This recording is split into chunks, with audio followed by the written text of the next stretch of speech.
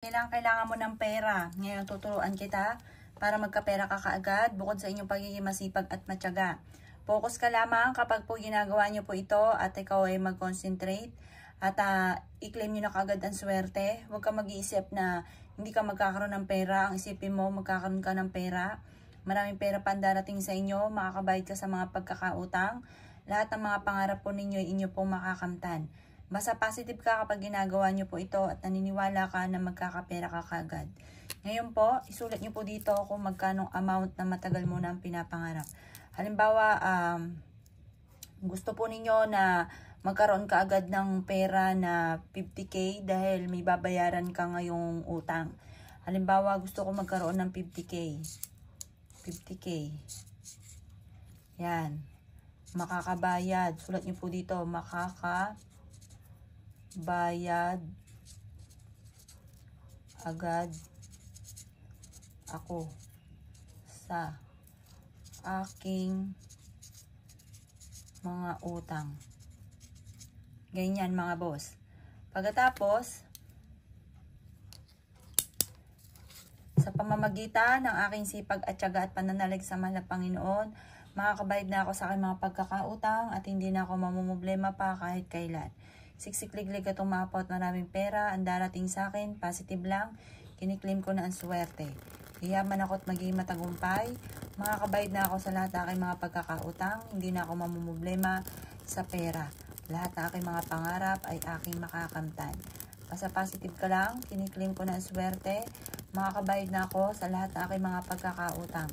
Makakamit ko ang lahat ng aking mga pinapangarap. Siksikliglig at umaapaw at maraming pera ang darating sa akin. Ganyan lang ang pag-wish mga bossing. Pagkatapos mga bossing ko, ito ay ihagis po ninyo, itong pinakaabo sa harapan ng bahay po ninyo. Yan po ay tutulungan ka para hindi ka na makautang pa. Tutulungan ka para makamit nyo kung ano man yung ninanais ninyo. Nais mo nyo makamtan ng inyong mga pinapangarap. Yan po hayaan nyo na pawiri ng hangin. Ito mismong abo po at yan ay makakatulong upang sa ganun yung abo ay panawagan para kaagad yung makamtan kung ano man yung ninanais ninyo na makabayad kaagad sa utang, magkaroon ng maraming pera. Subukan nyo po yan, proven po yan mga bossing. Or kaya, gusto nyo magkaroon ng malaking benta. Halimbawa sabihin nyo po, ngayong araw, today, magkakaroon ako ng 7 million. Walang masamang mangarap. Magkakaroon ako ng 7 million. Magkakaroon ako ng malaking benta. Ngayong araw na ito, kailanman ay hindi na ako mamumblema sa pera. Magkakaroon agad ako ng 7 million. Ngayong araw na ito, magkakaroon ako ng 7 million. Ngayong araw na ito, magkakaroon ako ng 7 million. Ganun ang mga pag-wish ng walang gamit na sana. Direct to the point mga bossing. Pagtapos, ihagis nyo rin yan sa harapan ng bahay po ninyo. Sa may pintuan po ninyo.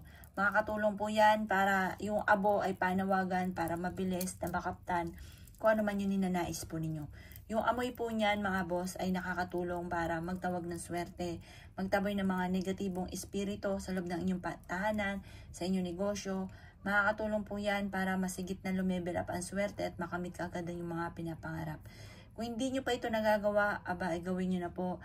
Makakatulong po yan mga bossing ko para maraming pera araw-araw ang dumating po sa inyo.